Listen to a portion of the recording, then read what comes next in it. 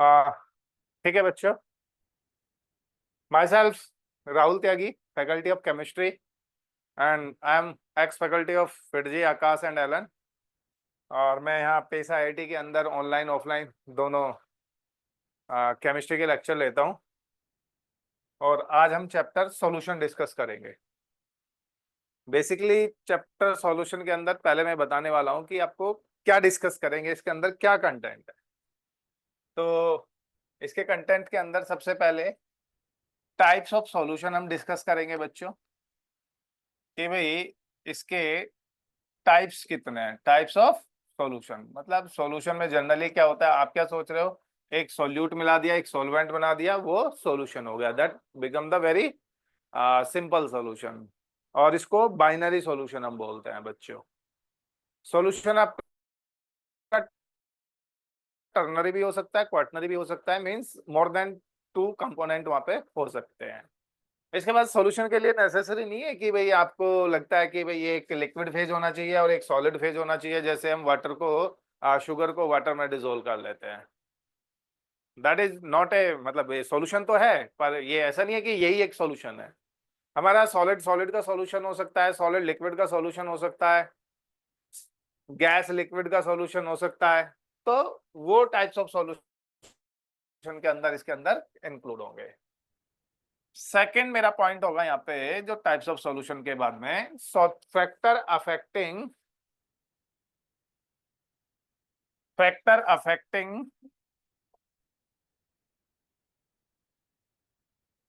Factor affecting solubility of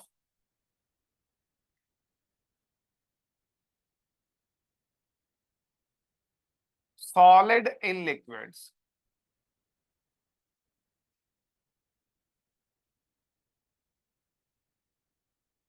जो solid है उसको अगर मैं लिक्विड के अंदर डिसोल्व कर लेता हूं तो कौन कौन से फैक्टर हैं जो उसको अफेक्ट कर सकते हैं, वो वाला पार्ट हम यहाँ पे डिस्कस करेंगे। दूसरा पॉइंट, थर्ड हो गया यहाँ पे, factor affecting solubility of gases in liquid.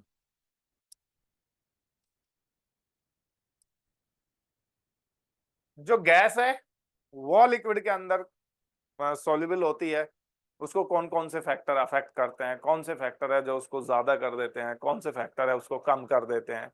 तो these factor we will discuss हम इस टॉपिक के अंदर।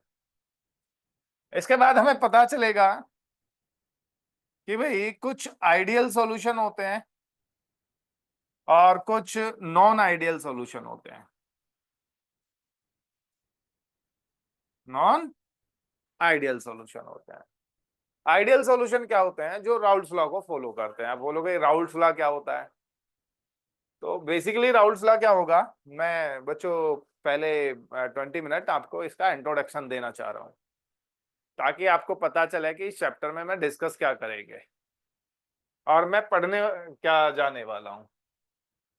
जैसे सपोज करो ये एक लिक्विड है बच्चे और ये प्योर लिक्विड है।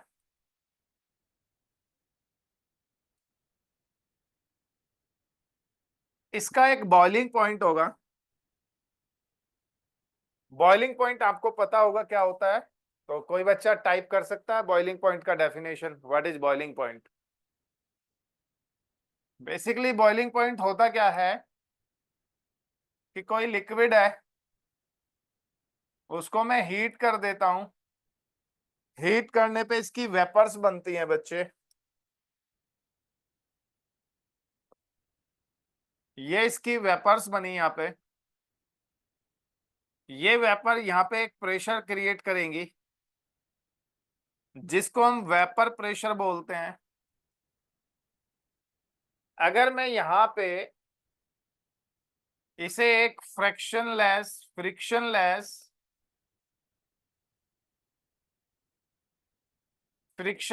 पिस्टन लगा दूं,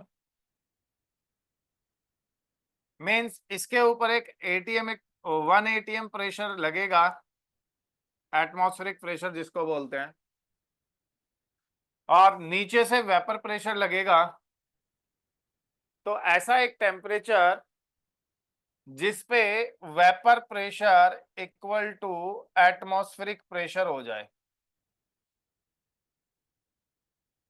उस टेम्परेचर को हम बॉइलिंग पॉइंट बोलते हैं बच्चे। ये एक फ्रिक्शनलेस पिस्टन है। अगर यहाँ पे एटमॉस्फेरिक प्रेशर ज्यादा होगा तो ये नीचे आ जाएगी, अगर वेपर प्रेशर होगा तो ये ऊपर चली जाएगी।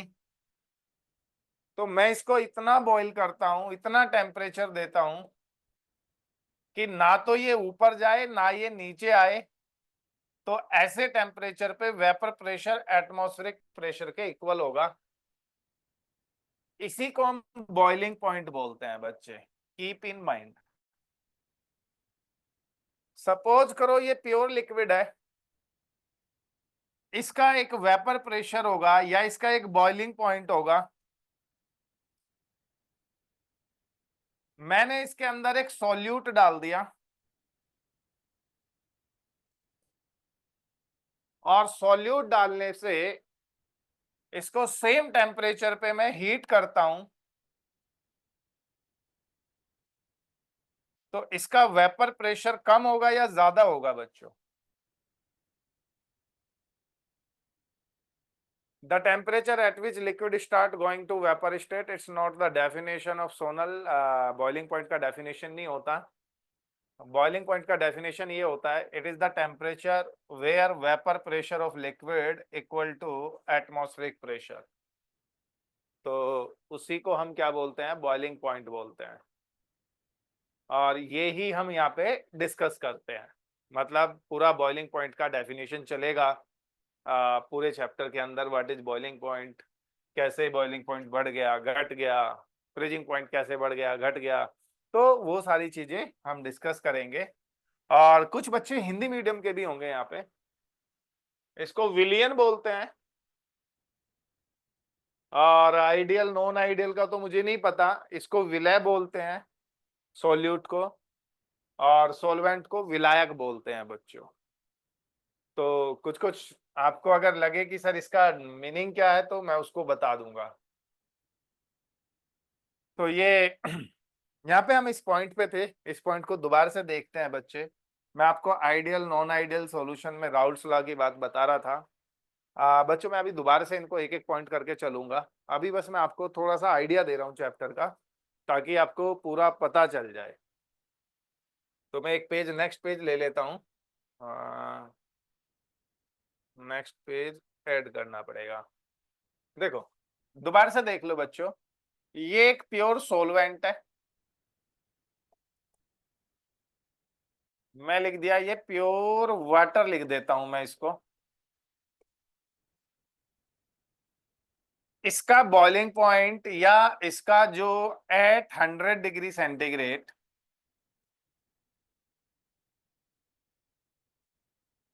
एट 100 डिग्री सेंटीग्रेड इस पे क्या होगा कि इसका जो वेपर प्रेशर होगा वो इक्वल टू 1 एटीएम के इक्वल होगा। अब मैंने क्या किया इसके अंदर, मैं इसके अंदर कोई सॉल्यूट मैंने इसके अंदर डाल दिया बच्चे। सॉल्यूट डालने से अगर मैं इसको further after powering the solute,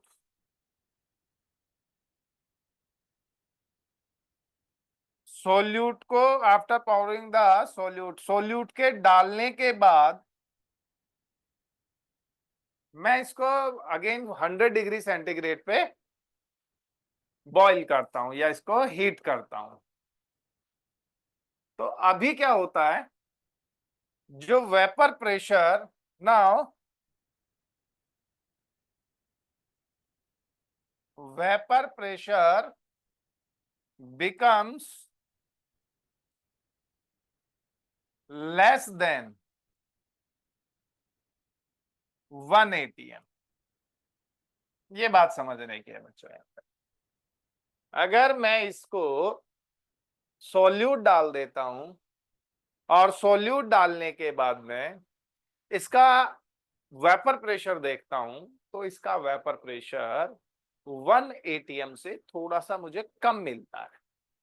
इसका मतलब मैं जितना ज्यादा सोल्यूट यहां पे डालूंगा उतना ज्यादा क्या हो जाएगा, इसका वेपर प्रेशर कम होता चला जाएगा। यही राउल्ट्स लॉ बोलता है। राउल्ट्स लॉ भी यही बोलता है कि भाई जितना ज्यादा आप सोल्यूट डालते जाओगे उसका वेपर प्रेशर उतना ही कम होता चला जाएगा। और ये वो मैथमेटिकली एक्सप्रेशन से बताता है कि ये वाला सोल्यूट आप इतना डालोगे तो इतना वेपर प्रेशर कम हो जाएगा। उसको मैथमेटिकली कैलकुलेशन से करते हैं बच्चे। तो यही हमारा राउल्ट्स लॉ है। तो जो राउल्ट्स लॉ को फॉलो करते हैं वो आइडियल सॉल्यूशन होते हैं, जो राउल्ट्स लॉ को फॉलो नहीं करते वो नॉन आइडियल सॉल्यूशन होते हैं। यहाँ पे हम डिस्कस करेंगे। नेक्स्ट टॉपिक फिर हमारा आएगा colligative property. Colligative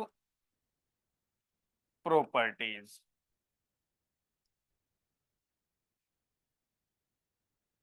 colligative properties वे प्रॉपर्टी होती हैं जो नंबर ऑफ पार्टिकल पे डिपेंड करती है। हाई नहीं होता बच्चे, वो लो हो जाता है, वेपर प्रेशर कम हो जाएगा अगर मैं कोई सोल्यूट डालूंगा। कोलिगेटिव प्रॉपर्टी वो प्रॉपर्टी होती हैं जो नंबर ऑफ पार्टिकल पे डिपेंड करती हैं। इनको हम क्या बोलते हैं, कोलिगेटिव प्रॉपर्टी। बेसिकली इसमें हम डिस्कस करेंगे relative lowering in vapour pressure, elevation in boiling point, depression in freezing point और ऑस्मोटिक प्रेशर। ये वाले टॉपिक में कोलिगेटिव प्रॉपर्टी में डिस्कस करूंगा। इसके बाद हमारा लास्ट टॉपिक आ जाएगा यहां पे want of factor. Want of factor, तो ये एक वांट ऑफ फैक्टर भी डिस्कस करेंगे।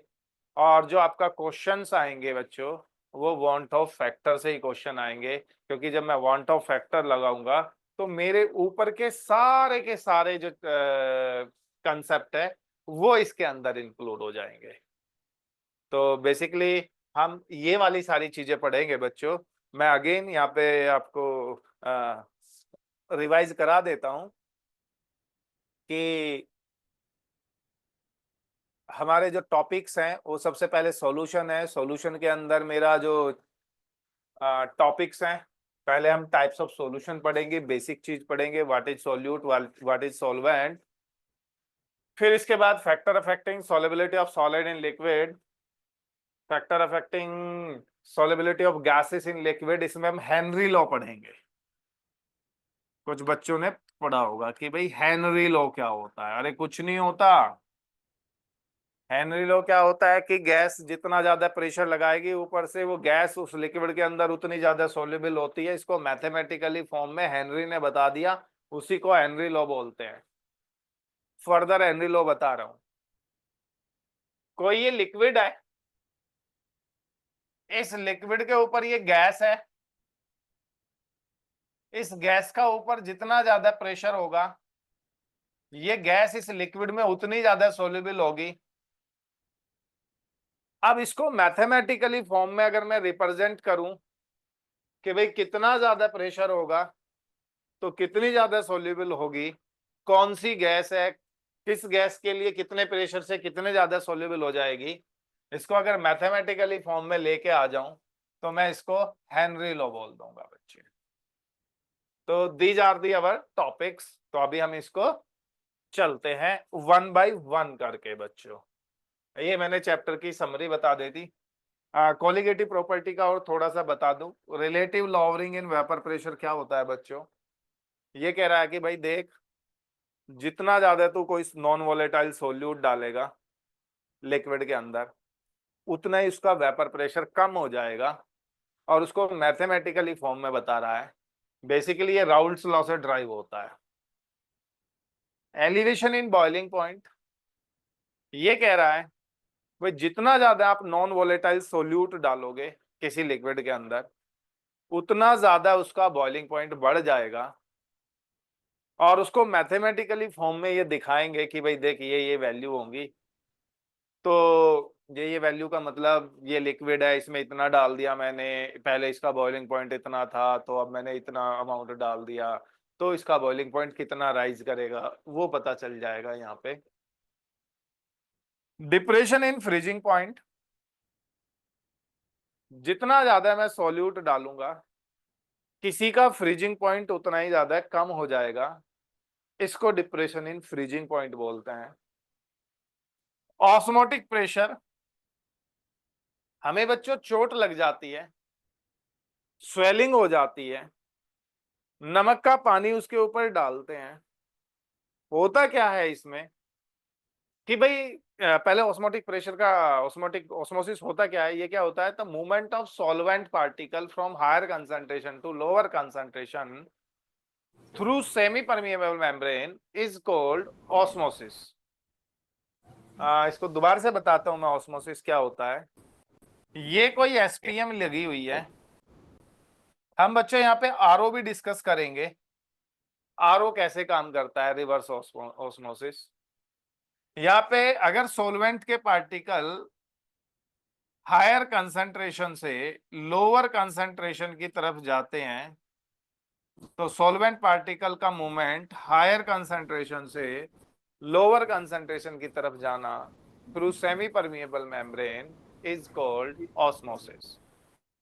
यहाँ पे चोट लग गई बच्चे किसी के हाथ पे, स्वेलिंग आ गई है, स्वेलिंग कम करने के लिए क्या करेंगे आप, नमक का पानी इसके ऊपर डालते हैं। नमक का पानी डालने से क्या होगा कि वाटर का कंसंट्रेशन हाथ में ज्यादा है, नमक के पानी में कम है, सेमी परमेबल मेम्ब्रेन मेरी स्किन हो गई है, तो जैसे वो पानी डालोगे तो वाटर जो है आपकी स्किन से बाहर आएगा, तो वो ऑस्मोसिस के थ्रू जो है आपकी स्वेलिंग इमिडिएटली कम हो जाती है। तो इस बार अगर नमक का पानी उसके ऊपर डाल रहे हैं तो आप बताएंगे कि सर मैंने ना इसमें ऑस्मोसिस का प्रोसेस कर लिया है। तो these are the our topics है बच्चों, जो हम यहाँ पे बिल्कुल डिस्कस करेंगे। वांट ऑफ फैक्टर बाद में आपको बताऊंगा कि एग्जैक्टली होता क्या है। होप आपको ये सारे के सारे टॉपिक्स बहुत अच्छे से समझ आ गए होंगे कि भाई मैं पढ़ने वाला क्या हूँ। देख लो दोबारा से बच्चों, जिसको ये टॉपिक्स याद है, जिसको ये पता होता है ना कि भाई मेरे को करना क्या है, पढ़ना क्या है, या मैं क्या पढ़ने वाला हूँ, तो वो खुद से भी सोच लेते हैं, पढ़ने में भी मजा आता है।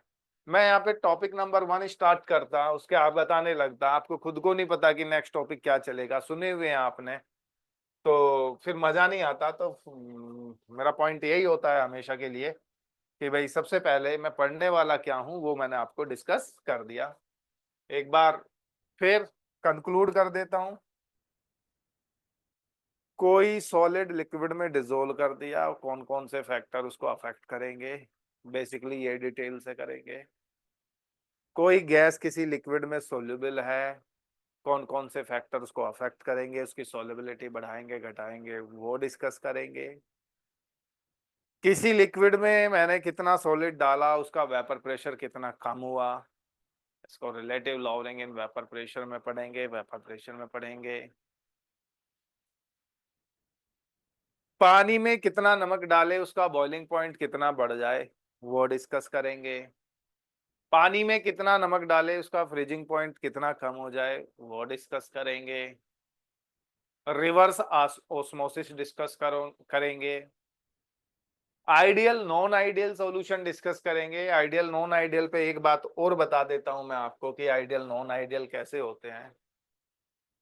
ये सॉल्यूशन है बच्चे 10 ml, ये सॉल्यूशन है 10 ml, इन दोनों को अगर मैंने मिक्स कर दिया ये हो गई है 20 ml, तो ये आइडियल सॉल्यूशन है। अगर ये 21 या 19 ml हो जाता है तो इसको नॉन आइडियल सॉल्यूशन हम बोलते हैं बच्चे। 20 ml कैसे, 21 ml कैसे हुआ, कोई जादू हुआ? 19 ml कैसे हुआ, कोई जादू तो नहीं हुआ? तो वो वाला भी हम यहीं पर पार्ट डिस्कस करेंगे। ठीक है, तो मैं वन बाय वन करके अब आपको पूरा चैप्टर पढ़ाता हूँ। चैप्टर सॉल्यूशन से चालू करता हूँ। तो अब आप अपनी कॉपी पे भी नोट करते रहना। सबसे पहले हम लिखेंगे सॉल्यूशन। ठीक है, ये आपने बच्चे बात समझ ली। अब हम चलते हैं सॉल्यूशन से। 1 मिनट का ब्रेक लूंगा पानी पीने के लिए।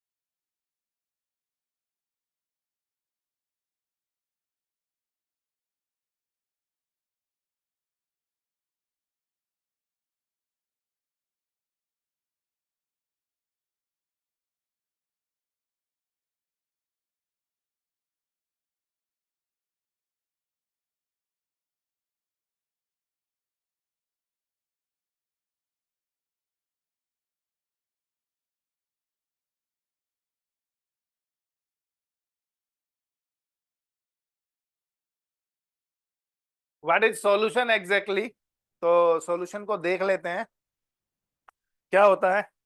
It is a homogeneous mixture of, it is a homogeneous mixture of two or more non reacting, non reacting. बच्चों यहाँ पे नोट करते चलना, अगर आपको बड़ा डिटेल्स है और बहुत अच्छे अच्छे से समझ के चलना है तो क्या करना है कि हर एक पॉइंट को नोट करना पड़ेगा। तो सबसे पहला पॉइंट इसमें क्या आता है, होमोजीनियस मिक्सचर क्या होता है। दूसरा, नॉन रिएक्टिंग की जगह यहाँ पे लिखो केमिकली नॉन रिएक्टिंग, केमिकली, ये एच है, केमिकली नॉन रिएक्टिंग। एक इसको मैं दूसरे कलर से कर देता हूं। एक मेरा केमिकली नॉन रिएक्टिंग हो गया बच्चे, एक ये होमोजीनियस मिक्सचर है। It is a homogeneous mixture of two or more chemically non reacting species, chemically non reacting species. ठीक है, तो सबसे पहले मैं टर्म यूज करना चाहूंगा, होमोजीनियस क्या होता है। होमोजीनियस क्या होता है, होमोजीनियस मिक्सचर क्या होता है। तो ये वाली बात देखेंगे। तो ये वाली बात में हमें होमोजीनियस मिक्सचर में मिलेगा कि होमोजीनियस मिक्सचर वो होता है इफ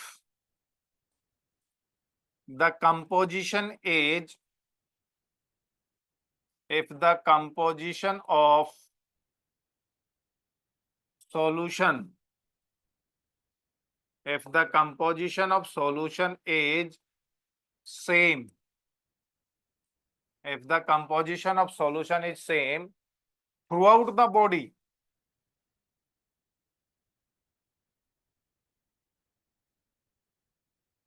throughout the body, अगर कंपोजिशन क्या है, सेम है थ्रू आउट द बॉडी, तो हम उसको बोलते हैं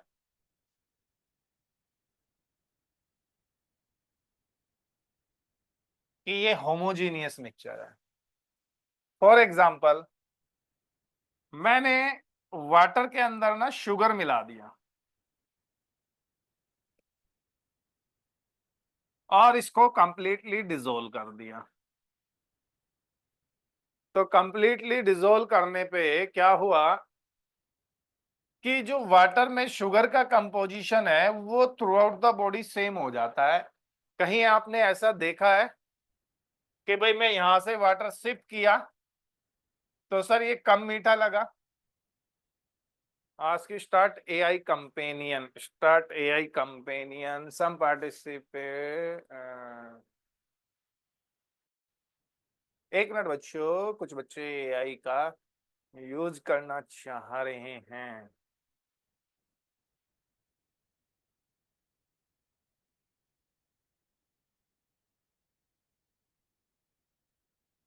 ठीक है, चलो देखते हैं।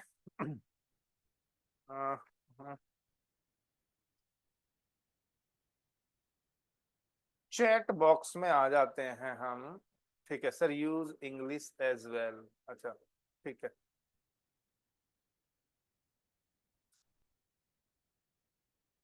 हाँ जी। तो होमोजेनियस मिक्सचर क्या होता है कि भाई जो वाटर है इसके अंदर अगर मैं शुगर डिजोल्व कर देता हूं तो ये पूरा शुगर इस वाटर के अंदर डिजोल्व हो जाता है, और यहां से अगर मैं एक सिप लेता हूं और फिर यहां से वाटर इस सॉल्यूशन का कंपोजिशन यहां से निकालता हूं, तो ऐसा नहीं लगता कि भाई यहाँ पे इसकी कंसंट्रेशन ज्यादा है, यहाँ पे कंसंट्रेशन कम है, या यहाँ पे ज्यादा यहाँ पे कम है। The composition of sugar in water is same through out the body, that is called homogeneous mixture. अगर मैं अब सपोज मैं क्या करता हूं कि भाई ये मैंने इसके अंदर अरहर का दाल है और अरहर के दाल में मैंने तूर का दाल जो है मिक्स कर दिया, और ये खुद से ही मिक्स कर दिया, तो ये जो मिक्सचर आएगा ये ऐसा नहीं होगा कि जहां पे अरहर के दाल के जितने भी पार्टिकल है तूर के दाल के भी उतने ही पार्टिकल होंगे। May be somewhere Toor dal particle is more, somewhere less, तो हम इसको बोलेंगे that is a heterogeneous mixture. It is A heterogeneous mixture, क्योंकि यहाँ पे जो कंपोजिशन है वो through out the body same नहीं है, तो इसलिए हम बोलते हैं कि ये हेट्रोजीनियस मिक्सचर है। तो hope in solution the term first term homogeneous mixture is clear. Now second point, it's a chemically non reacting species. Now what is the meaning of chemically non reacting species, तो इसको भी देख लेते हैं। Suppose करो मैं HCl को mix कर देता हूं NaOH के साथ में, तो what would be my product? It will become the NaCl plus H2O। तो what happen here, the nature of HCl is lost, the nature of NaOH is lost, they forget their chemical property, now a new compound is generated, that is NaCl। अब इसकी अलग property है, ये chemically क्या कर गए, react कर गए हैं। गॉट माय पॉइंट और नॉट? नाउ सेकंड पॉइंट पे आते हैं। एफ सपोज हम वाटर को मिक्स, वाटर के अंदर शुगर मिक्स करते हैं, this is water and I am adding some sugar, I am adding some sugar here. जो शुगर पार्टिकल होते हैं C12H22O11 not react with the water, they will not react with the water। what will happen here, जो water के molecule है उनके बीच में space है, और इस स्पेस के अंदर क्या होगा कि शुगर के पार्टिकल यहां पे एडजस्ट हो जाते हैं। तो जब शुगर का पार्टिकल यहाँ पे केमिकली ना रिएक्ट करके उन स्पेस के बीच में चला जाता है और ये फिर एक सॉल्यूशन बना लेता है, तो that is the meaning of chemically non reacting species.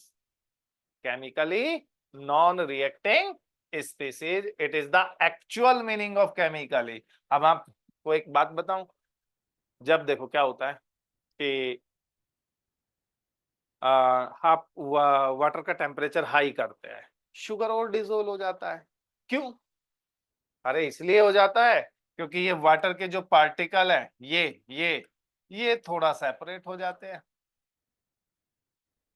जब ये दूर हो जाते हैं तो इनके बीच का गैप भी बढ़ जाता है। इनके बीच का गैप भी बढ़ जाता है तो हम बोलते हैं कि भाई ठीक है, ये शुगर जो है वाटर के अंदर और ज्यादा डिसोल्व हो जाएगी। तो hope you got the definition of solution. ठीक है, तो it is a homogeneous mixture. First, you have to mention it is a homogeneous mixture. It cannot be heterogeneous mixture. And the component should be chemically non-reacting. If suppose they are reacting, we cannot say it is a solution. Then we will say it is a chemical reaction. It is not a solution. So hope इतनी देर के अंदर आपको एक solution का definition clear हुआ होगा। Next चलता हूं बच्चे अब मैं सॉल्यूशन के कंपोनेंट। सॉल्यूशन के कंपोनेंट होते हैं क्या?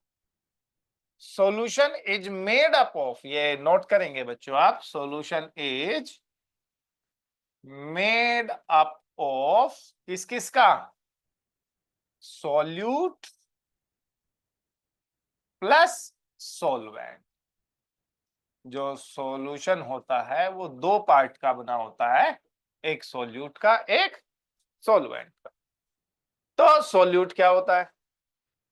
तो हम सॉल्यूट को समझते हैं कि सॉल्यूट क्या होता है। तो व्हाट इज सॉल्यूट? आपने एनसीईआरटी में पढ़ा होगा कि solute that species which is present in less quantity. The species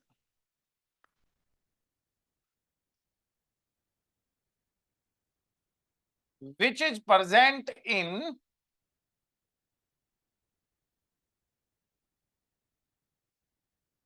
the species which is present in less quantity।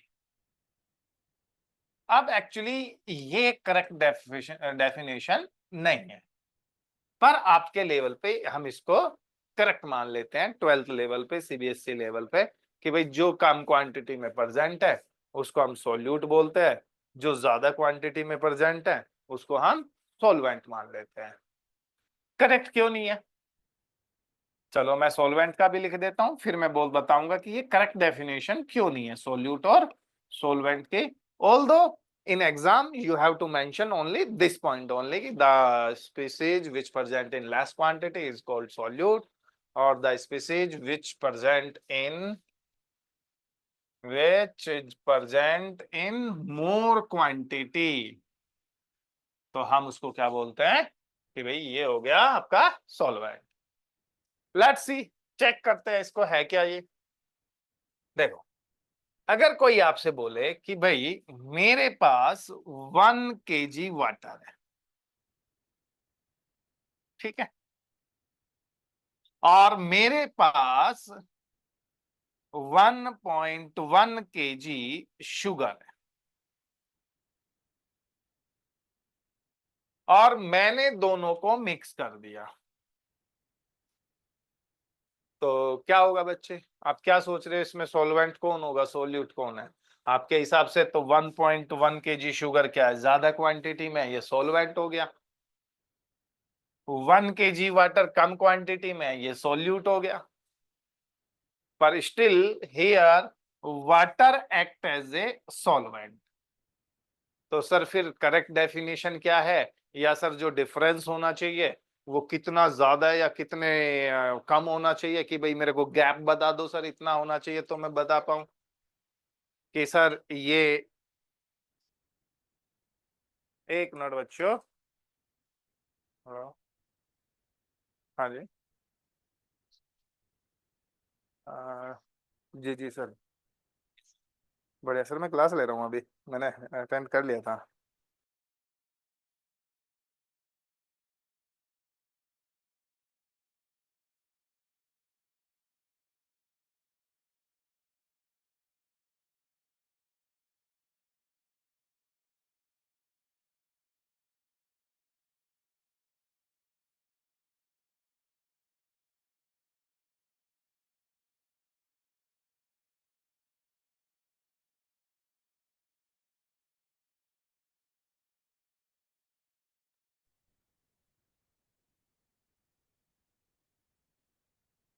हाँ जी।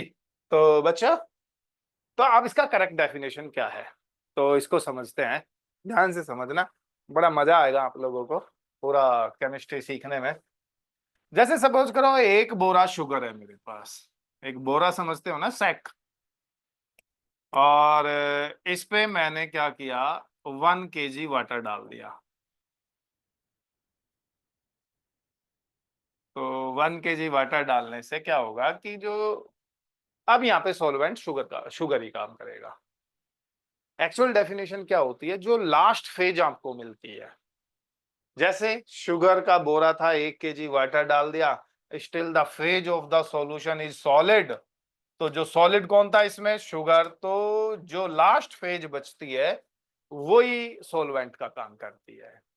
यहाँ पे 1 kg शुगर में, 1 kg वाटर में 1.1 kg शुगर डाला। तो अभी इसमें क्या हुआ कि जो फेज होगी वो लिक्विड फेज ही होगी, मतलब ये ऑलमोस्ट लिक्विड फॉर्म में होगा। तो इसलिए वाटर ही यहाँ पे सॉल्वेंट का काम करेगा। तो हो बच्चों, मैंने अभी आपको 3 चीजें पढ़ाई हैं और तीनों चीज आपको अच्छे से आनी चाहिए। तीनों चीज हैं क्या? पहली चीज मैंने आपको बताई थी कि पूरे चैप्टर का समरी, समरी में क्या है, मैं क्या क्या पढ़ने वाला हूँ। दूसरी चैप्टर चीज मैंने आपको सॉल्यूशन का डेफिनेशन बताया कि भाई ये सॉल्यूशन होता क्या है, होमोजीनियस मिक्सचर है, केमिकली नॉन रिएक्टिंग का। और तीसरी चीज मैंने यहाँ पे आपको सोल्यूट और सॉल्वेंट बताई। नेक्स्ट, अब टाइप्स ऑफ सॉल्यूशन का मैंने यहाँ पे आपको पॉइंट बताया था कि सॉल्यूशन के टाइप्स ऑफ क्या हो सकते हैं। टाइप्स ऑफ सॉल्यूशन, तो टाइप्स ऑफ सॉल्यूशन क्या है? सबसे पहले हम जो क्लासिफिकेशन करते हैं वो हम बहुत तरीके से कर सकते हैं बच्चों। जैसे मुझे आपकी क्लास का क्लासिफिकेशन करना पड़े तो I can classify your class on the basis of many criteria. First, girls boys. Second, those who wear the spec, those who don't wear the spec। Third, जिनका हाइट इतने से ज्यादा है उन जिनका हाइट इतने से कम है। फोर्थ, क्या कर सकते हैं, जिनके मार्क्स 10th क्लास में इतने मार्क्स आए जितने इतने से कम आए। तो there are so many criteria I have to define your to classify your class. Similarly, to classify the solution I also have the so many criteria, so many parameters on the basis of which I can classify the solution। तो पहला मैं एक classification ऐसे ही ले लेता हूँ कि solution दो टाइप के हो सकते हैं। एक एक्वस सॉल्यूशन हो सकता है और एक आपका नॉन एक्वस सॉल्यूशन हो सकता है। नॉन एक्वस सॉल्यूशन हो सकता है कि भाई एक्वस सॉल्यूशन क्या होता है और non aqueous solution. Very simple बच्चों, जिनके अंदर सॉल्वेंट वाटर होता है, water act as a solvent, तो हम उसको एक्वस सॉल्यूशन कहते हैं। और जिसमें वाटर सॉल्वेंट नहीं होता, कोई और सॉल्वेंट होता है, हम उसको नॉन एक्वस सॉल्वेंट सॉल्यूशन बोलते हैं। तो फर्स्ट क्लासिफिकेशन तो हो गया ये। नेक्स्ट,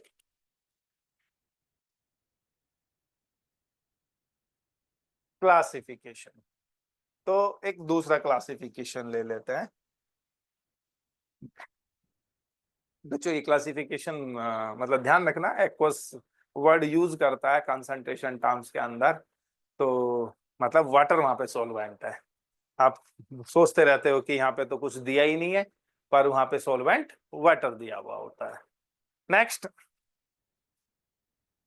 एक ये वाले जो मेडिकल का तैयारी कर रहे होंगे बच्चों, उनके लिए एक क्वेश्चन आएगा इसी पॉइंट से, जो अभी क्लासिफिकेशन मैं करूंगा तो वहां पे वो बार बार पूछते रहते हैं। तो मेरा जो यहाँ पे लिखता हूं मैं सॉल्वेंट,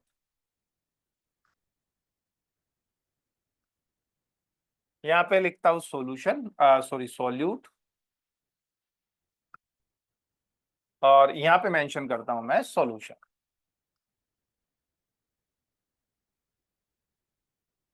यहाँ पे सॉल्यूशन मेंशन कर देता हूँ, ठीक है। तो मेरा सॉल्वेंट क्या हो सकता है? सॉलिड हो सकता है। सॉलिड हो सकता है सॉल्वेंट। सॉलिड हो सकता है मेरा सॉल्वेंट। सॉलिड के अंदर सॉल्यूट मेरा सॉलिड भी हो सकता है, लिक्विड भी हो सकता है,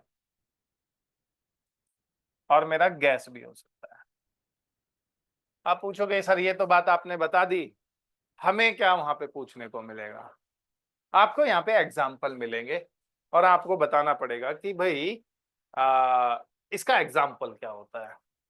जैसे सॉलिड के अंदर सॉलिड मिलाते हैं हम, तो एलॉय इसका एग्जाम्पल होता है। तो वहां पे पूछेगा alloy is an example of, तो एलॉय किसका एग्जाम्पल है? तो किसका एग्जाम्पल आप बताएंगे कि sir alloy is an example of where solvent and solute are solid solid solid liquid, वैसे इस तरीके से बात चलेगा। और जनरली इनको हम क्या बोलते हैं? सॉलिड सोल बोलते हैं।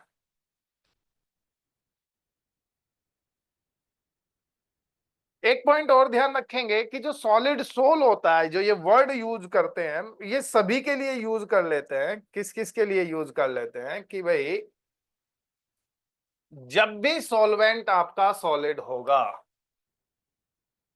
तो मैं क्या करूंगा कि जो सॉल्यूशन का नाम है उसको सॉलिड सोल नाम दे दूंगा।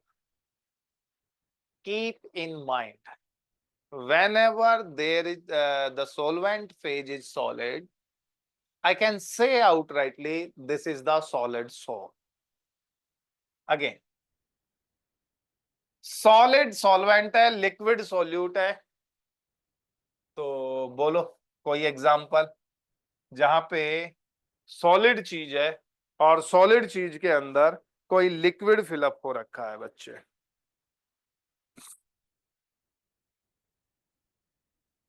बोलो, सॉलिड चीज के अंदर कोई लिक्विड फिलअप हो रखा है तो हम बोलते हैं hydrated salt. Hydrated salt. Hydrated salt कैसे? जैसे आपने देखा होगा CuSO4 into 5H2 into 5H2, इसको ब्लू विट्रोल बोलते हैं। हिंदी मीडियम में जो स्टूडेंट पढ़ते हैं उसको नीला थोत्ता बोलते हैं। तो that is the blue vitriol, इसलिए मैंने इसको ब्लू कलर से लिख दिया, मेंशन कर दिया। और यहाँ पे क्या होता है कि ये सॉलिड होता है और इस सॉलिड पे वाटर आके जो है इससे अट्रैक्ट हो जाता है, उसकी सरफेस पे आ जाता है या अंदर तक चला जाता है, तो हम बोलते हैं कि that is the hydrated salt हो जाता है। सॉलिड के अंदर गैस, वो पूछेगा hydrated salt is an example of, you have to remember this one बच्चों, hydrated salt is an salt. Sand particle in H2O, बहुत अच्छे बच्चे, गौरव, सैंड पार्टिकल इन H2O, तो ये क्या होगा? नहीं नहीं, ये सैंड पार्टिकल इन H2O में क्या होगा कि वाटर वहां पे सॉल्वेंट होगा, मतलब लिक्विड क्या होगा आपका? सॉल्वेंट होगा, और सॉलिड सोल्यूट आपका सॉलिड होगा। तो that is not an example. दूसरा अमलगम, अमलगम हम यहाँ पे लिख सकते हैं कि अमलगम के अंदर भी क्या होता है? अमलगम के अंदर भी सॉलिड सॉलिड के अंदर होता है। ठीक है, तो ये अमलगम हो गया आपका, ये हाइड्रेटेड सॉल्ट हो गया। नेक्स्ट देखते हैं सॉल्वेंट, और कोई बच्चा? क्रीम। क्रीम के अंदर solution of hydrogen in palladium. हाँ, ये किसके अंदर आएगा? ये इसके अंदर आएगा कि भाई सॉल्वेंट सॉलिड है आपका और सॉल्यूट आपका गैस है। तो ये क्रीम वाला भी बच्चे यहाँ पे सॉलिड के अंदर क्या होता है? लिक्विड होता है। क्रीम यहाँ पे डाल देते हैं, ले भाई।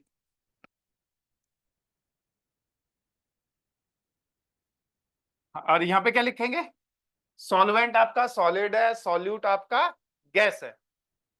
तो इसमें क्या आ सकता है, सॉलिड के अंदर गैस। सबसे बढ़िया एग्जांपल होता है बच्चों स्पंज। स्पंज नहीं देखते बच्चों आप? ये जो solution of hydrogen in palladium होता है ना बच्चे, एक्चुअल में क्या होता है, ये आप मेंशन कर रहे हो रिद्धिमा और अनुष्का। तो रिद्धिमा एंड अनुष्का, क्या होता है, ये एडसॉर्प्शन है, इट्स नॉट एब्सॉर्प्शन। और जहां पे एडसॉर्प्शन होता है, मतलब ये पैलेडियम की सरफेस है, मैं उसको थोड़ा सा बता दूं। ये बच्चे पैलेडियम की सरफेस है, और पैलेडियम की सरफेस पे क्या हुआ कि ये गैस के पार्टिकल यहाँ आ गए हैं, तो ये सॉल्यूशन नहीं बना। और हम टाइप्स ऑफ सॉल्यूशन कर रहे हैं यहाँ पे।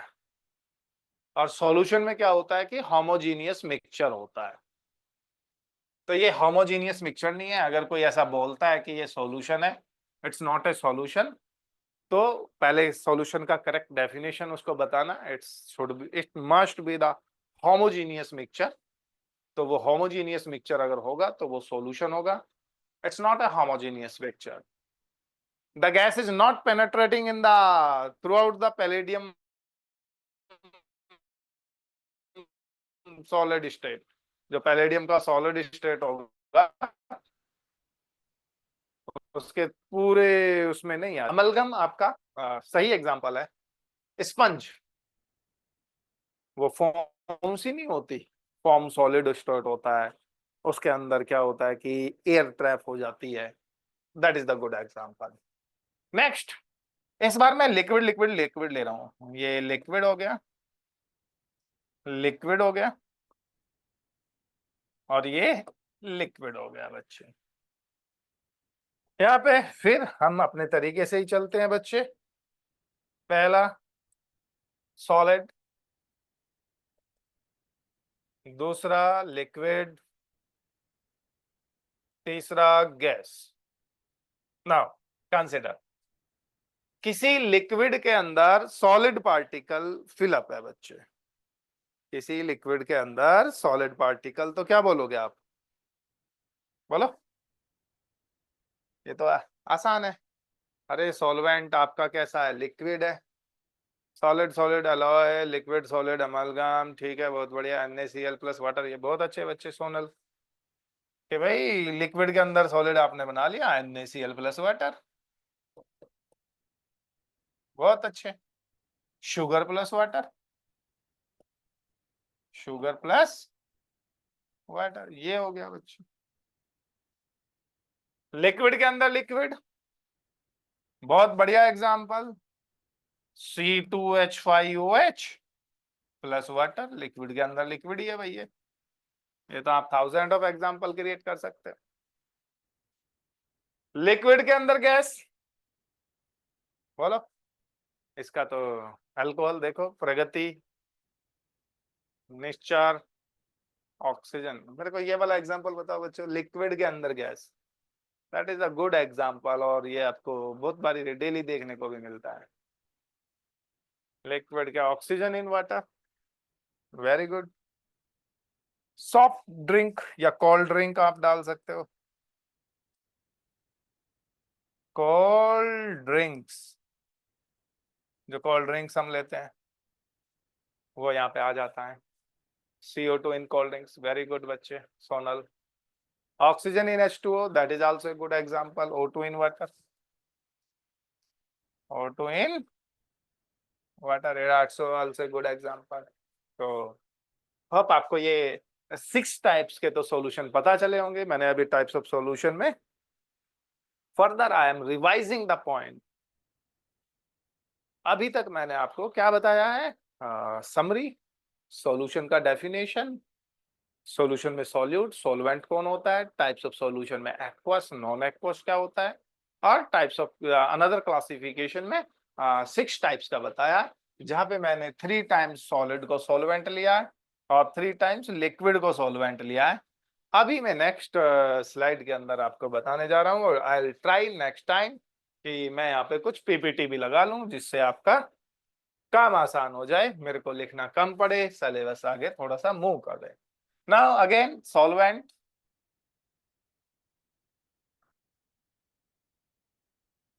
सॉल्यूट,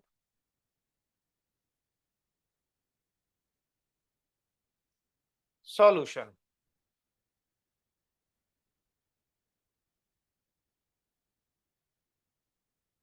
दिस टाइम गैस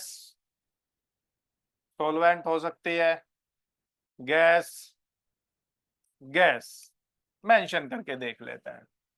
ठीक है, गैस के अंदर सॉलिड बोलो, एग्जाम्पल बोलो बच्चों, मैं आपका वेट करता हूँ आपका। Sir doubt, amalgam is not a example of solid है, और अमलगम में कैसा होता है बच्चे, सॉलिड और solid semi solid, semi solid के फॉर्म में ही दोनों मिले हुए होते हैं बच्चे अमलगम के अंदर। EMRF जुना रेडियो, अमलगम में क्या होता है कि दोनों के दोनों सॉलिड ही होते हैं बच्चे, देख लेना। सॉल्यूट आपका कौन है, सॉलिड है, गैस तो इसको बताओ। एक बच्चे ने डस्ट पार्टिकल इन एयर, तो वेरी गुड। गैस के अंदर सॉलिड होते हैं तो ये स्मोक भी लिख सकते हैं आप, डस्ट पार्टिकल इन एयर लिख सकते हैं,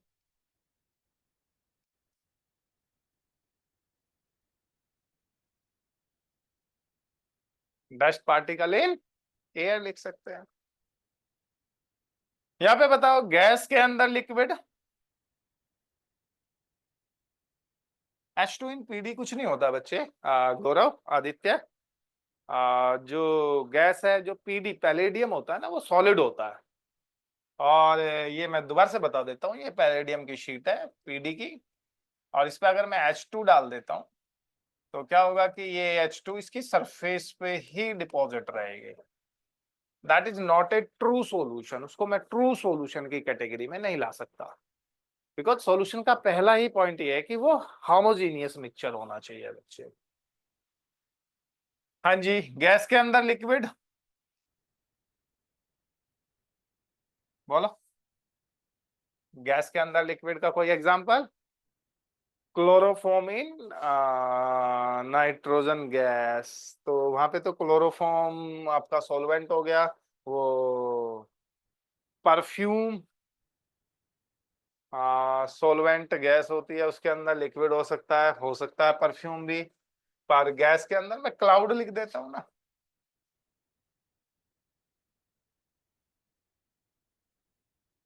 आपके सॉल्वेंट गैस ही होती है वहां पे, और उसके अंदर लिक्विड फिलअप होता है थोड़ा थोड़ा सा। Humidity in air, very good, ये बहुत अच्छा एग्जांपल है कि ह्यूमिडिटी इन एयर लिख देता हूँ बच्चे, ऐसा पूछ सकता है क्लाउड को, ह्यूमिडिटी इन एयर, बहुत अच्छे बच्चे। तो we have finish the types of solution बच्चे। तो इस से जो जेई है उसमें तो मुश्किल से ही पूछते हैं वो लोग, क्योंकि उनका ये एरिया नहीं है या कम एरिया है, लेकिन जो बच्चे सीरियसली मेडिकल का प्रिपरेशन कर रहे हैं उनको यहाँ पे मिल जाता है क्वेश्चन इस पॉइंट से। नेक्स्ट आती है बच्चे आपकी कंसंट्रेशन टर्म्स। ठीक है, वहां पे मेंशन नहीं किया था मैंने concentration terms, because concentration terms ये हम कहाँ डिस्कस कर लेते हैं,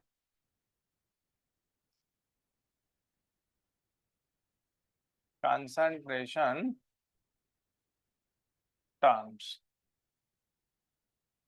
कंसंट्रेशन टर्म्स हम फर्स्ट चैप्टर के अंदर ही बच्चे वहां पे जब मॉल कंसेप्ट आपने पढ़ा होगा तो वहीं पे डिस्कस हो जाती है, लेकिन चलो दोबारा से, बहुत आसान है बच्चों।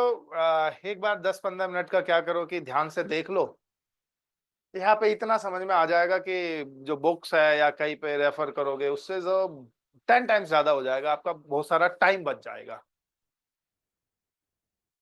फर्स्ट पॉइंट है मेरा मोलैरिटी,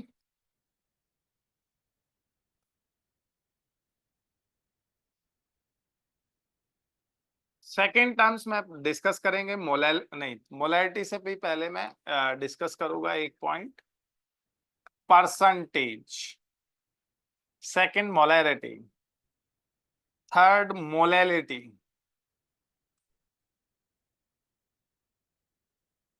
फोर्थ नॉर्मेलिटी,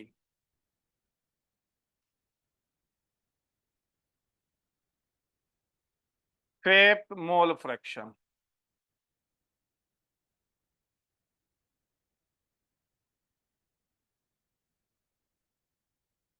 तो ऐसे पीपीएम भी डिस्कस कर सकते हैं बच्चों। सब बच्चे जो भी मैं मेंशन कर रहा हूं उसको कॉपी पे जरूर कॉपी कर ले। अदरवाइज बहुत डिफिकल्ट हो जाता है कि क्लास में तो आ गया था सर समझ में, बाद में उसको जब रिवाइज करना होता है, एग्जाम होते हैं तो मुश्किल पड़ जाती है बच्चे। तो इसमें सबसे पहले परसेंटेज हम डिस्कस करेंगे, क्या होता है परसेंटेज। क्योंकि अगर आपको परसेंटेज नहीं आता तो फिर आपके लिए मुश्किल काम है बच्चे, कि भाई आपको बाकी की टर्म्स में भी वो कहीं ना कहीं ट्रैप कर लेगा बच्चों। ठीक है, तो चलो परसेंटेज को देखते हैं क्या है ये परसेंटेज। देखो एग्जाम्पल से देखते हैं सीधा। 20% W/W NaOH मीन्स क्या होता है? कोई बच्चा चैट बॉक्स में लिख देगा बहुत जल्दी करके। I am waiting your response कि भाई 20% W/W NaOH मीन्स क्या होता है। कि भाई इसका मतलब I am waiting for your response कि भाई कौन बच्चा यहाँ पे मेंशन करेगा। 0.5 नहीं, ये 0.5 का इससे कोई मतलब नहीं है सोनल और angel. 20% of weight by weight of sodium hydroxide, इसका मतलब क्या है ये यहाँ से मेंशन है। नहीं, सोडियम हाइड्रोक्साइड है बच्चों 20 ग्राम NaOH, उसको ठीक है 20 ग्राम NaOH। आगे अंजलि आपने बताया अच्छे से, पर पूरे अच्छे से नहीं बताया, आप इसको बताएंगे कि ये 20 ग्राम Na 20% W/W मीन्स क्या होता है। क्योंकि अगर यही मेरे को रीड करना नहीं आता, मैं आगे कुछ भी नहीं कर सकता, कुछ भी नहीं कर सकता बच्चों। कंसंट्रेशन टर्म्स के अंदर कहीं पे भी एक क्वेश्चन आ जाएगा और मैं फंस जाऊंगा। तो चलो देखते हैं इसका मतलब। ध्यान रखना ऊपर वाली चीज होती है सोल्यूट, एक बात ध्यान रखो। नीचे वाली चीज होती है सॉल्यूशन। ठीक है, और ये सॉल्यूशन होती है हमेशा 100। ये सॉल्यूशन कितना होता है? 100। तो इट मीन्स क्या होता है? 20 gram of NaOH dissolve in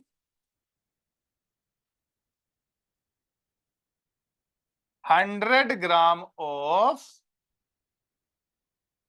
solution. इसका मतलब ये होता है बच्चों।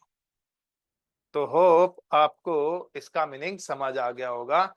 और अगर मैं कोई दूसरी चीज पूछूंगा तो आप मुझे बता देंगे कि सर वेट बाय वेट तो है ही, 20 ग्राम NaOH डिजोल्व इन कितने में बच्चों? 100 ग्राम ऑफ सॉल्यूशन। चलो नेक्स्ट देखते हैं। आ, देखता हूं सब बच्चे कौन बच्चा सबसे जल्दी टाइप करता है।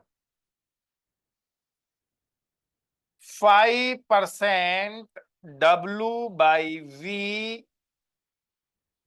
यूरिया मीन्स, यूरिया होता है NH2CO मीन्स। जल्दी से टाइप कर दो बच्चों चैट बॉक्स में। आपका चैट बॉक्स मेरे को दिख रहा है तो वहां पे टाइप करो 5% W/W यूरिया मीन्स क्या होता है। I am waiting for first response and that must be exact and precise.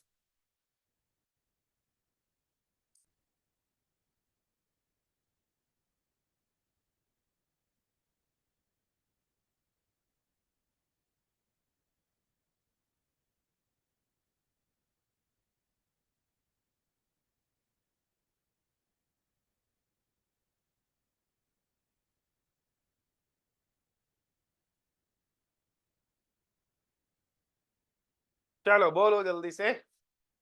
5 gram urea dissolve in 95 gram of solvent. Gaurav and Aditya, it's not correct answer. Riddhima correct answer है। 5 gram of urea dissolve in 100 ml of solution. इसका मतलब ये होता है, W का मतलब होता है बच्चे मास, और V का मतलब होता है वॉल्यूम इन ml। तो यहां पे मैंने ऊपर बताया था, ऊपर वाली चीज हमेशा सोल्यूट होती है, नीचे वाली चीज सॉल्यूशन होती है, और ये हमेशा 100 होती है। तो इसका मतलब होता है 5 gram of urea dissolve in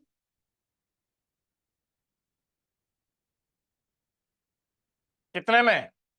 100 ml of solution. 100 ml of solution. Got it? चलो एक और देखते हैं, या आपको कॉपी करना है तो कॉपी भी कर सकते हैं। ये टॉपिक भी लिख लेना बच्चों, कौन कौन से टॉपिक मैं पढ़ने वाला हूं। और ये आपको आ जाता है percentage, molality, molality, normality, mole fraction, ppm. और ये परसेंटेज के मैंने 2 पॉइंट लिखे थे अभी। ठीक है, चलो एक मिनट बच्चों। जी सर। जी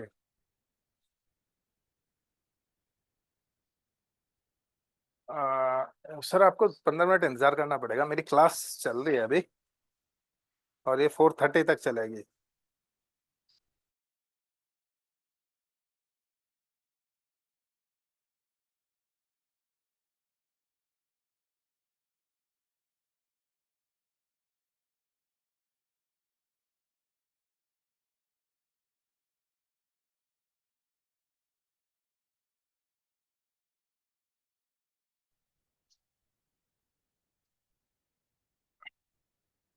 तो चलो बच्चों एक और देखते हैं। एग्जाम्पल देख लेते हैं बच्चों। 4.9%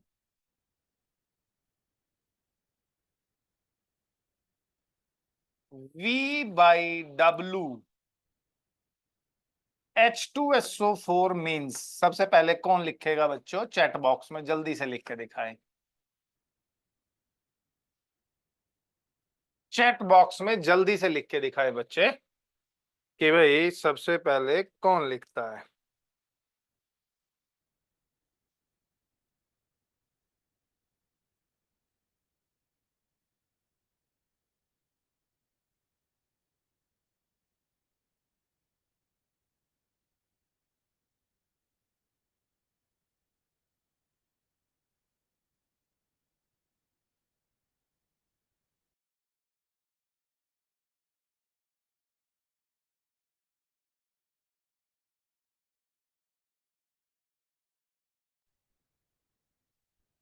4.9 gram of H2SO4 dissolved in 100 gram of solution, that is wrong.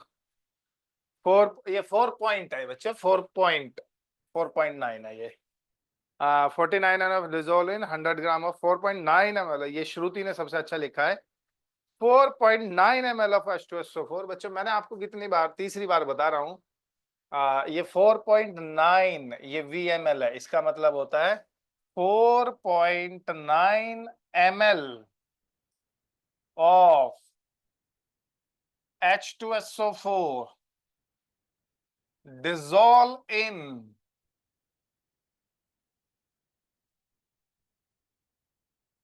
100 ग्राम, क्योंकि ये 100 ही होता है तो W है तो ग्राम हो गया, ऑफ, और ये हमेशा क्या होता है? सॉल्यूशन। ये हमेशा क्या होता है? Solution. Once more, 15% V/V HCl means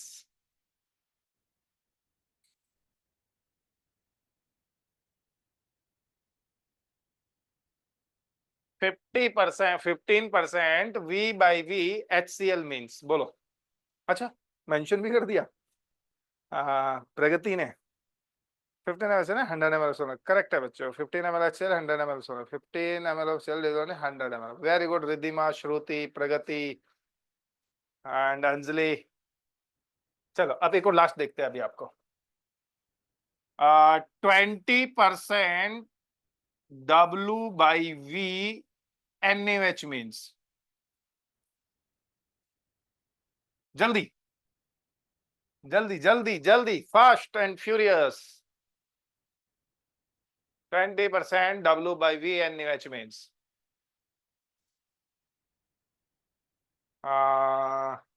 very good Anjali, very good. Shruti का सबसे पहले आया। Nikhil Negi 20 gram of NaOH dissolved in 20 gram of NaOH dissolved in 100 ml। ठीक है, ये सोनल अभी लास्ट में भेज रहे हैं, वो भी मतलब दैट इज आल्सो रॉन्ग। आप अपना देखो 20 ग्राम NaOH dissolved in 100 ml of solution. ठीक है बच्चों, ये अगर आपको आ गया तो मतलब जो मोलैरिटी और मोलैलिटी के क्वेश्चन जो आएंगे ना, नहीं नहीं ये सोनल और एंजल ये 80 नहीं आता बच्चे, आप दोबारा से गलत भेज रहे हो। ये जो पार्ट होता है नीचे वाला पार्ट, ये हमेशा 100 ही होता है। वो आप किसने बता दिया, वो आप माइनस करके भेज रहे हैं बार बार। ये हमेशा 100 ही होता है, मैंने किसी स्लाइड में मेंशन भी किया है कि भाई ये वाला पार्ट देखो, मैंने ये वाला जो पार्ट होता है वो सॉल्यूशन होता है 100%, और वो 100 होता है 100%। ऊपर वाला पार्ट हमेशा सोल्यूट होता है और उसकी क्वांटिटी ये मेंशन होती है। तो ये वाला पार्ट है बच्चों। नेक्स्ट चलते हैं, चलो आगे नेक्स्ट पेज पे आते हैं हम। और चलते हैं बच्चों, आज का एक और टॉपिक करते हैं। टॉपिक का नाम है मोलैरिटी।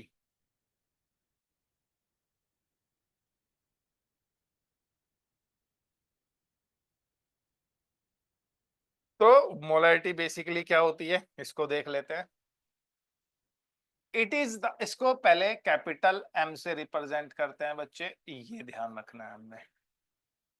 इससे रिप्रेजेंट करते हैं कैपिटल M से। और ये कंसंट्रेशन टर्म्स होती क्यों है, क्यों पढ़ रहा हूं मैं इनको, क्या रिप्रेजेंट करती है बच्चे ये, तो उसके बारे में सुनो पहले ये क्या रिप्रेजेंट करती हैं।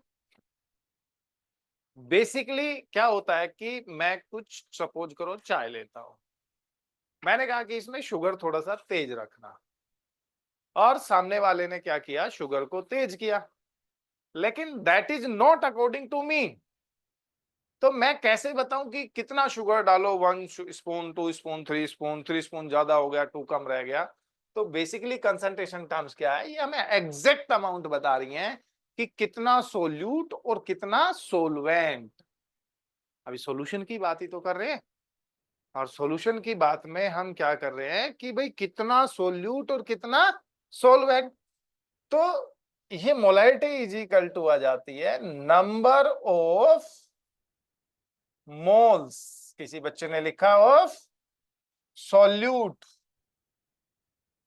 मोल्स क्या होते हैं, divided by volume of solution, volume of solution, और ये वॉल्यूम ऑफ सॉल्यूशन होता है आपका लीटर के अंदर। ठीक है ना, तो ये आ जाएगी मेरी मोलैरिटी। कैपिटल M से इसको डिनोट करते हैं, number of solute, mole of solute divided by volume of solution. चलो क्वेश्चन लिखते हैं। इफ 49 ग्राम ऑफ सोल्यूट, नहीं अभी रुको, अभी तुमसे कैलकुलेट कराता हूं कि तुमने परसेंटेज आ गया आपको। फाइंड आउट द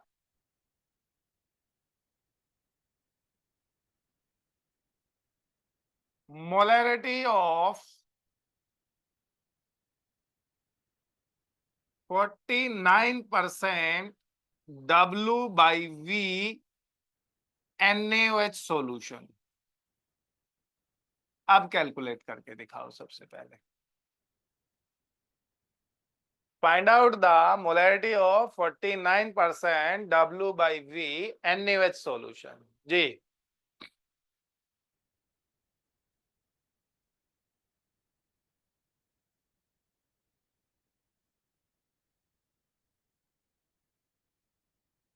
जल्दी से। कौन बच्चा बोल रहा था कि भाई मेरे को तो ये आ गई मास परसेंटेज, इसलिए सिखाया था मैंने आपको मास परसेंटेज और ये परसेंटेज वाली terms. I am waiting for your response.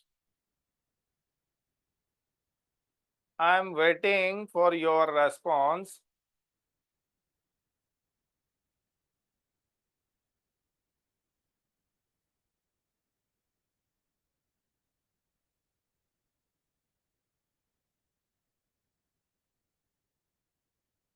12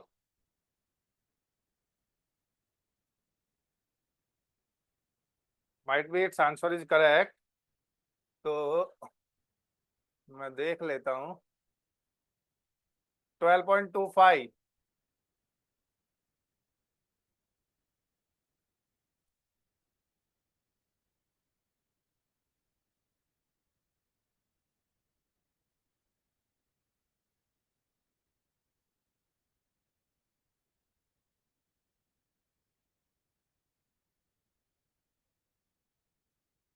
12.25 देखते हैं बच्चों। सबसे पहले इसका मतलब क्या होता है? अरे एनएच गलत लिख दिया बच्चों ये।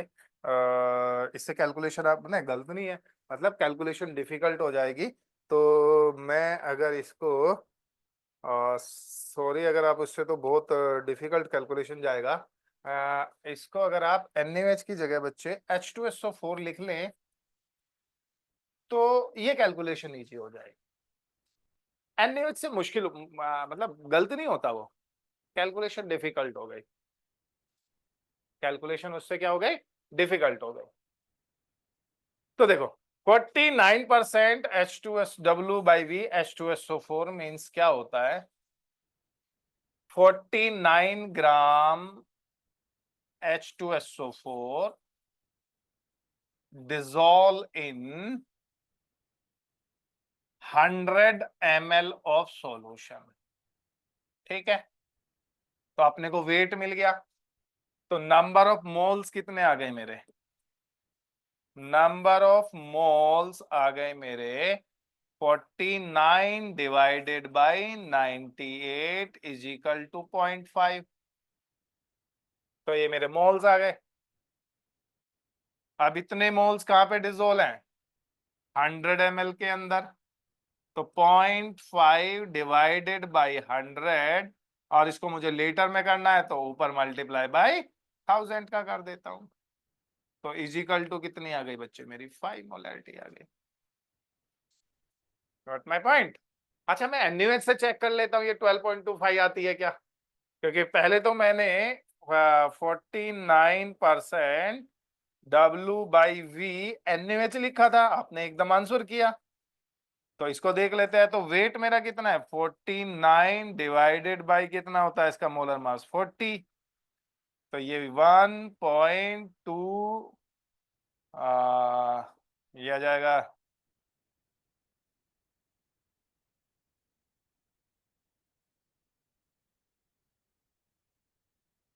फाइव। अब हाँ, ये 12.5 करेक्ट आंसर है। 12.5, 12.25 नहीं, 12.5। नो, 40 दूनी 80, 10, 0, अच्छा 225। ठीक है, 12.25 करेक्ट आंसर है बच्चे। तो ये 1.225 divided by 100 multiply by 1000। Very good बच्चे, उससे भी यही आ रहा है। एक और देखते हैं। चलो, आपको मोलैरिटी आती है, आई थिंक आपने बहुत जल्दी जल्दी आंसर दे दिया था। तो मैं आपको मोलैरिटी पे लेके आता हूँ अभी।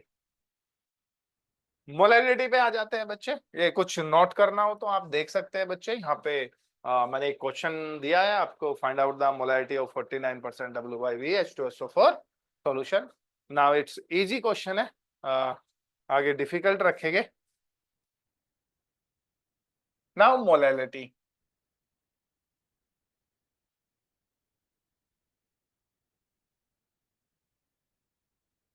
number of moles of solute divided by mass of solvent, mass of solvent, और वो भी किसमें, केजी।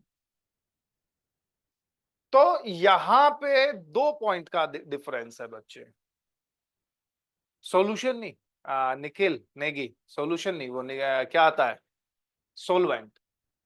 एक तो यहाँ पे पॉइंट 2 डिफरेंस आते हैं, यहाँ पे फर्स्ट पॉइंट ऑफ डिफरेंस है, यहाँ पे मास आता है और यहाँ पे सोलवेंट आता है। 2 पॉइंट डिफरेंस है यहाँ पे। First point is that it is A mass, here is mass, and second point is it is solvent not the solution. वहां पे क्या था, वॉल्यूम था, मैं लिख देता हूं मोलैरिटी के केस में, और दूसरा पॉइंट क्या था, सोलवेंट की जगह वहां पे सॉल्यूशन था। ठीक है, चलो क्वेश्चन करते हैं अभी एक, अभी देखते हैं। कैलकुलेट द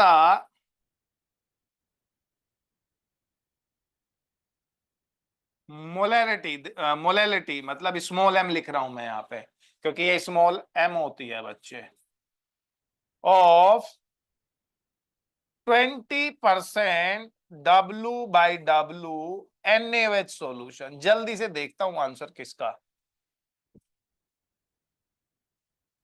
आंसर करेक्ट आता है। जिसने 12.25 लिखा था बच्चे, वही बच्चा सबसे पहले लिखे, सोनल अंजलि, हाँ एंजल, गौरव आदित्य, जल्दी से निखिल नेगी, जल्दी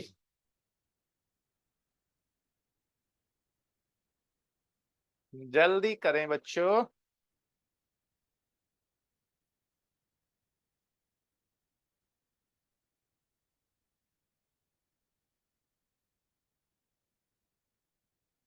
ना 20% W/W NaOH सॉल्यूशन।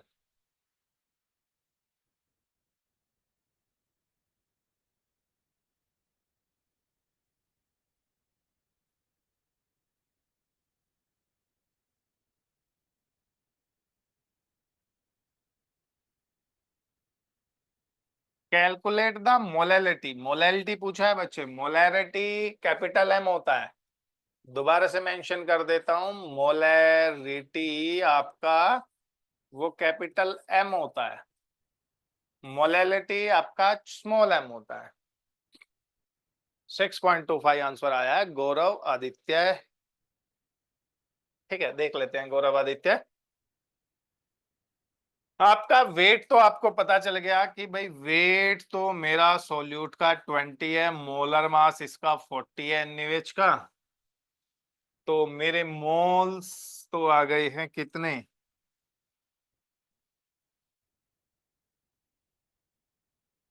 तो मेरे जो मोल्स आ गए हैं, वो मोल्स आ गए हैं 20/40 इज इक्वल टू 0.5 मोल। ठीक है, ये क्या होता है नीचे का, मैंने बोला ये होता है सॉल्यूशन। क्या होता है, सॉल्यूशन। तो इसमें 20 ग्राम सोल्यूट है, तो मास ऑफ सोलवेंट कितना आ गया यहाँ पे, मास ऑफ सोलवेंट कितना आ गया है, मास ऑफ सोलवेंट मेरा हो गया कितना, 100 - 20 इज इक्वल टू 80 ग्राम मेरा सोलवेंट आ गया यहाँ पे। अब मोलैलिटी कैसे निकालूंगा, मोलैलिटी इज इक्वल टू आ जाएगी 0.5 डिवाइडेड बाई 80 मल्टीप्लाई, 80 तो ग्राम आ गया ना, मेरे को किस में करना है, केजी में। तो ये गया और ये रह गया एक, ये गया, तो ये आ गया 50/8, 6.25। बहुत अच्छे बच्चे। 0.5 मोल तो गलत था Anjali.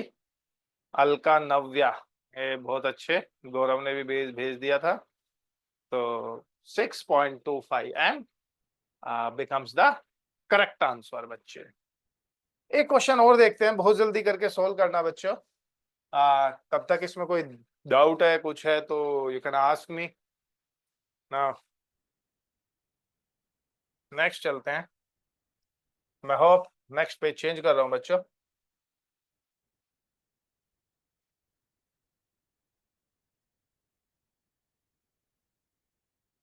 Find out the molality of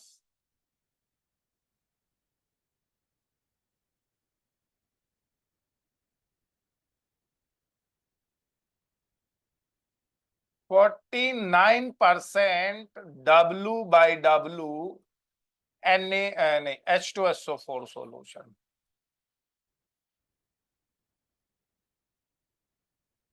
बहुत फास्ट, जल्दी देखते हैं किसका आंसर सबसे जल्दी आ जाता है। सबसे फास्ट आंसर किसका आता है?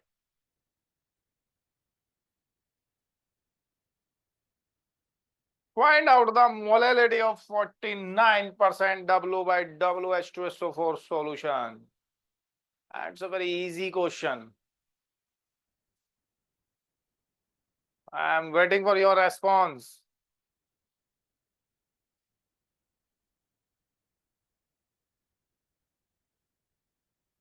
Alka Navya 4.99, 4.99. I think, I don't know whether it's correct or not, but I don't think it's a correct answer. ये आना चाहिए। ठीक है, देख लेते हैं बच्चों। मुझे भी कैलकुलेशन करना होता है। कोई ऐसे नहीं कि ये रट्टा मार लिया, कहीं से कॉपी कर लिया, उतार दिया, फिर वहां से आंसर देके बोल दिया। सबसे पहले मोल्स कितने आ जाएंगे मेरे? 49/98 इज इक्वल टू 0.5 मोल्स मेरे आ गए। ठीक है, अब मोलैलिटी के लिए क्या निकालना पड़ेगा? 0.5 मोल डिवाइडेड बाय मास सॉल्यूशन 100 है, 49 ग्राम ये है, तो ये 51 ही हो गया, और मल्टीप्लाई बाय 1000 आ जाता है। तो ये आ जाता है 500 डिवाइडेड बाय 51। तो अगर ये 50 होता तो ये 10 आ जाता, 50 नहीं है तो ये 9.8 के आसपास आ जाएगा, 9.9 के आसपास आ जाएगा। 9.9 के आसपास आ जाना चाहिए। बहुत अच्छे। 9.8 नहीं लिखेंगे हम इसको, हम लिखेंगे 9.98 एम लिख। कोई बच्चा बता सकता है कि तीन डिफरेंस मोलैरिटी और मोलैलिटी के अंदर? फिर इस पे हम और भी डिफिकल्ट क्वेश्चन सोल्व करेंगे। मोलैरिटी और मोलैलिटी, इसमें वॉल्यूम ऑफ सॉल्यूशन होता है बच्चे,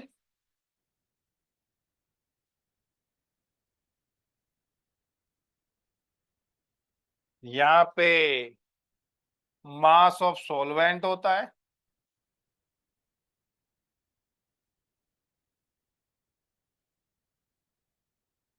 यहाँ पे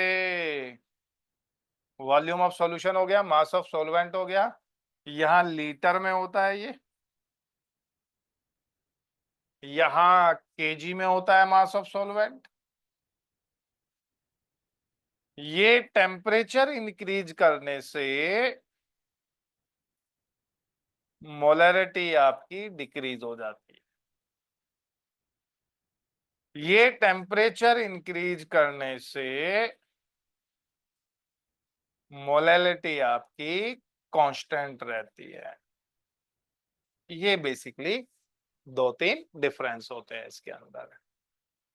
इंडिपेंडेंट ऑफ टेम्परेचर मोलैलिटी होती है, नहीं मोलैलिटी होती है, हाँ मोलैलिटी लिखा। तो ये डिक्रीज क्यों होती है वो थोड़ा सा देख लो बच्चों, 2 मिनट का।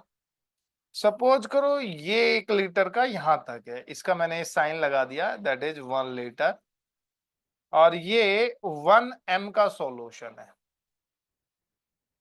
अगर मैं इसको हीट कर देता हूं तो हीट करने से 1 मोल का मतलब ये 1000 ml है, और इस 1000 ml के अंदर क्या है, 1 मोल गिरा हुआ है।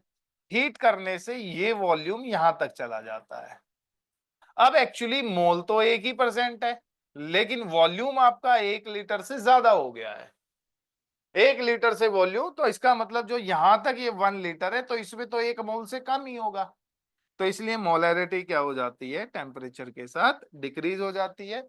या फिर आप बोल सकते हो कि मोलैरिटी और वॉल्यूम इनवर्सली प्रोपोर्शनल होते हैं, वॉल्यूम अगर बढ़ेगा तो मोलैरिटी आपकी कम हो जाएगी। तो that is all about the today lecture. आज के लेक्चर में हमने थोड़ा सा इंट्रोडक्शन ही किया है चैप्टर का, जो इसका क्रक्स होता है, या जो इसमें चैप्टर को जो सिखाना चाहता है गवर्नमेंट ऑफ इंडिया हमें, कि भाई आप, हमने ये चैप्टर सिलेबस में इसलिए रखा है कि आप ये थोड़ी सी चीजें सीख लो। तो उस तक हम अभी नहीं पहुंचे हैं बच्चों, that will come on the next class. तो hope you enjoy the lecture, and कुछ और किसी को डाउट है तो मैसेज कर ले। थैंक यू बच्चे, थैंक यू अंजलि, वेलकम। तो enjoy, thank you everyone. Thank you, sir. Thank you, sir.